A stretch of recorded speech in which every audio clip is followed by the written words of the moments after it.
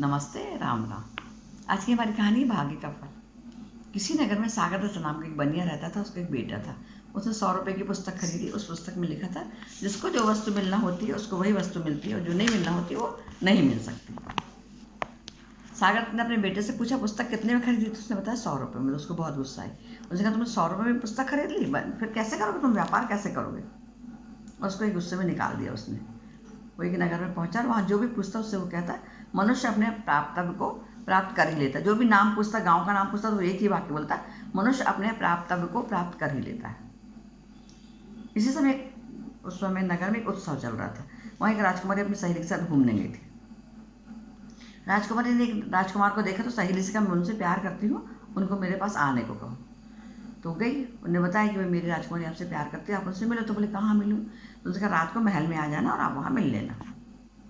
कैसे आऊँगा? बोले। तो बोले, एक चमड़े की रस्सी लटक से रहेगी, आप उसको पकड़ के आ जाना। ठीक है। रात हुई, राजकुमार वहाँ पहुँचा, उसने रस्सी भी देखी, पर वो नहीं गया। उसको लगा नहीं, किसी से छिप के मिलना गलत बात है, नहीं जाऊँगा। तो बनिए का बेटा भी वहाँ घूमता, वो तो चला गया, और बनिए का बेटा वहाँ घूमता घूमता पहुँचा, और उसे उत्सुकता हो तो रस्सी पकड़ी और धीरे धीरे ऊपर चढ़ गया। राजकुमारी समझी कि है वही राजकुमार। उसने स्वागत किया, सत्कार किया, पर बोली, आप कुछ बोलो तो। उसने यही कहा, मनुष्य प्राप्त वस्तु को पा ही लेता है। राजकुमारी समझ गई कि ये वो राजकुमार नहीं है, और उसने उसको वहाँ से भगा दिया। वो जाकर एक मंदिर में आराम करने लगा। वहाँ पर एक व्यभिचारिणी स्त्री के इशारे पर नगर का एक रक्षक उससे मिलने आने वाला था। बनिए के पुत्र को देखकर उसने बोला, आप कौन हो? तो उसने कहा, वही मनुष्य अपने प्राप्त वस्तु को पा ही लेता है। उसके तो सुनसान जगह, यहाँ आकर तुम क्या करोगे? चलो मेरे स्थान पर जाकर सो जाओ। क्योंकि वो रक्षक था तो पहरेदारी कर रहा था। बनिए के पुत्र ने बात मान ली और वहाँ चला गया। नगर रक्षक की कन्या जो थी विनयवती, वो अपने प्रेमी के साथ को देखकर प्रतीक्षा कर रही थी। उसको लगे वन रक्षक ही है, मेरा प्रेमी है। उसको लगे मेरा प्रेमी है। तो उसने पूछा, क्या बात है, मुझसे बात क्यों नहीं कर रहे? तो उसने यही बोला, मनुष्य अपने प्राप्त को प्राप्ति कर लेता है। वो भी समझ गई मेरा प्रेमी नहीं। तो वो उसको बिना सोचे विचार उसको छोड़ छाड़ के वहाँ से आ गई।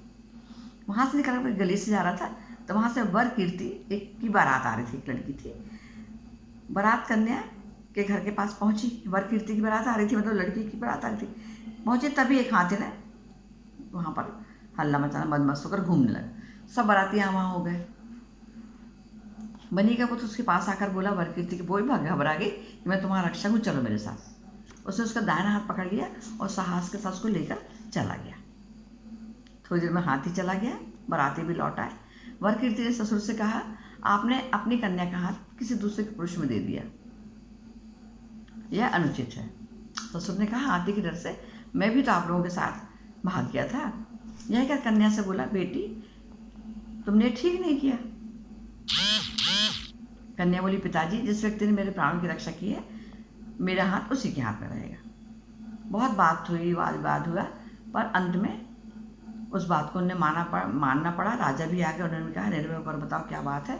उनने बता दी सब बात और कहा, मनुष्य अपने प्राप्त को प्राप्त कर ही लेता है, उसे विधाता रोक नहीं सकता है। राजकुमार की बात सुनकर रक्षक की पुत्री ने बोली, इसलिए मैं पश्चाताप नहीं कर रही हूँ और मुझे इस पर विश्वास भी नहीं है। मैंने जिसका हाथ पकड़ा है मैं उसके साथ रखूँगी। राजा ने तीनों कन्याओं का विवाह उसके साथ कर दिया, बनी के बेटे से कर दिया, और वो उनको लेकर चला गया। कथा सुनकर हिरण्यक चूहे ने कहा, इसीलिए मैं कहता हूँ मनुष्य को जो वस्तु मिलती है उसमें संतोष करने चाहिए। वो अवश्य मिलती, जो मिलना है आपको, जो नहीं मिलना वो नहीं मिलेगा। तो मंत्रक बोला, भाई एक कौवा तुम्हारा सच्चा मित्र है, तुम इससे भोजन को हो, लेकिन फिर भी तुम लोग आपस में रहते हो, बात करते हो, दुख और विपत्ति में साथ देते हो।